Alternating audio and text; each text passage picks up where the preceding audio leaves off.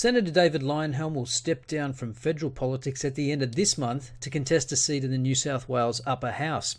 Leyonhjelm says that he wants to work on nanny state issues.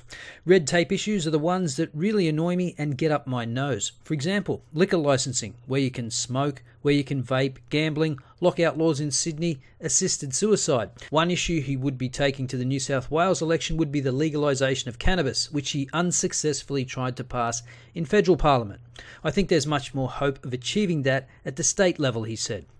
Well, I wish him luck. However, one unfortunate consequence of Senator David Leyonhjelm stepping down from federal politics is that there's no one, that I can think of anyway, to take up the mantle of holding our domestic violence industrial complex to account.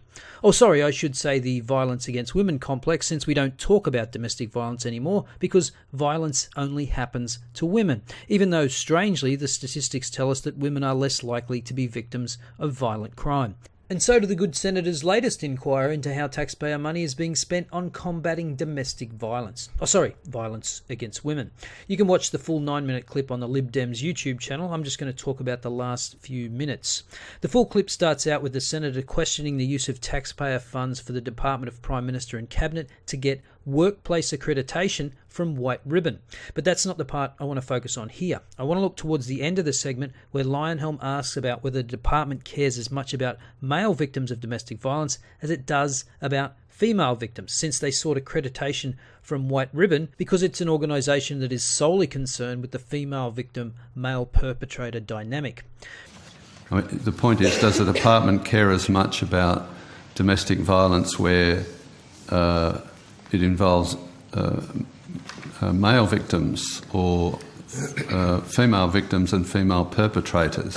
Or is it only concerned with one form of domestic violence? We care about addressing and preventing all forms of violence, obviously, and I've already indicated to you I'm going to take on notice to ensure that we can provide you with a more considered response. But we do have a very effective we do have a very important focus in addressing domestic violence against women and children. It's obviously very, very important to address that as effectively as possible. But of course, we're concerned about all forms of violence, family violence and other violence against anyone. Now that is patently absurd and completely untrue, and whether Cormann knows this or he's just unbelievably ignorant, I'm not sure. I know he's no idiot, so I suspect he knows what he's saying is bullshit. And Senator, our policies in the department don't specify that we only support, for example, women who are subject to domestic violence. They are available and open, and we would support any employee. So, yeah, well, that may be. If White Ribbon is only involved in female victims and male perpetrators, that's what they say anyway. So do I take it from what you just said, Ms Foster, that if an organisation existed that concerned itself with other forms of domestic violence, the department would be equally interested in it? Senator, if as I said right at the start, we would make an assessment of whether or not accreditation or affiliation with an organisation like that would help us to support our staff better. So that would be an assessment we would make. And this is just more disingenuous nonsense. Let's have a look at the White Ribbon Workplace Accreditation Program's frequently asked questions. The Workplace Accreditation Program recognises workplaces that refine workplace practices to prevent and respond to violence against women, accrediting them as a White Ribbon workplace. The initiative is globally recognised and award-winning. The Workplace Accreditation Program supports workplaces to meet 15 criteria under 3 standards, adapting organisational culture, policies and procedures to create a safer, supportive and more respectful workplace. And what are those 3 standards? Well, 1 is leadership and commitment, 2, prevention of violence against women, and 3, response to violence against women. So no mention of men there. What does it mean to be a White Ribbon workplace? Well, Acknowledge violence against women as a serious, prevalent and preventable issue in Australia. Demonstrate a culture of zero tolerance of violence against women. Embed knowledge and aptitude within the organisation's leadership to effectively address issues of violence against women in the workplace.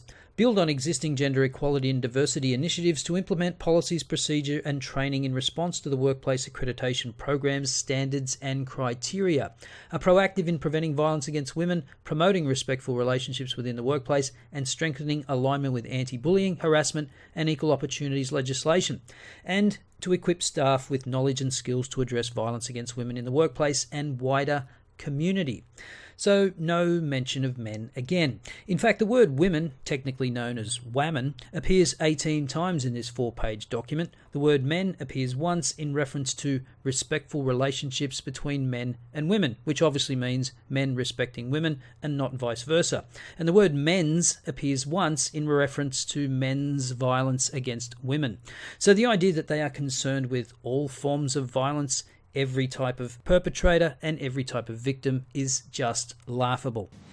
All right, I'll leave there. Senator, I might just add that you would be aware there are a number of programs the Australian government funds that deal with the issue of violence against men and also with men who are affected by family violence more generally, and questions about the specifics of those can be directed either to the Office for Women or to Social Services, but they include programs to prevent violence against men. They include helpline for men who may be experiencing violence and a range of other program and preventative responses. But as I say, for more detail, Social Services can help you.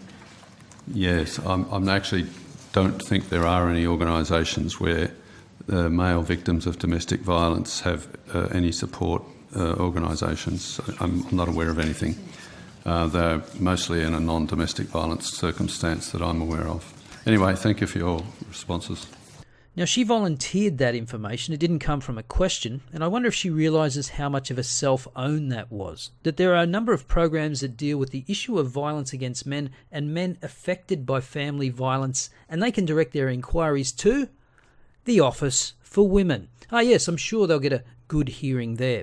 And Leyonhjelm says he doesn't believe that there are programs for men, and I have my doubts as well. Although remember that out of the $100 million announced by Malcolm Turnbull when he became Prime Minister in 2015, $2 million was allocated to men. That is, to support perpetrators, not to reoffend. And recently the Morrison government said that they will allocate a further $78 million to combat domestic violence, as they've already blown through that $100 million. And how will that be allocated? Well, $60 million is to be allocated to investment in emergency housing to protect women and children from family violence, and $18 million more will be spent at the state level on, you guessed it, to shield women and children from violence. Our government is fully engaged in working together to combat violence against women. It must stop. So says Prime Minister Scott Morrison. In other words, no change from the Turnbull government narrative. I hope one day it becomes a political liability to pander to feminist narratives, but for now, it's full steam ahead. I'll see you next time.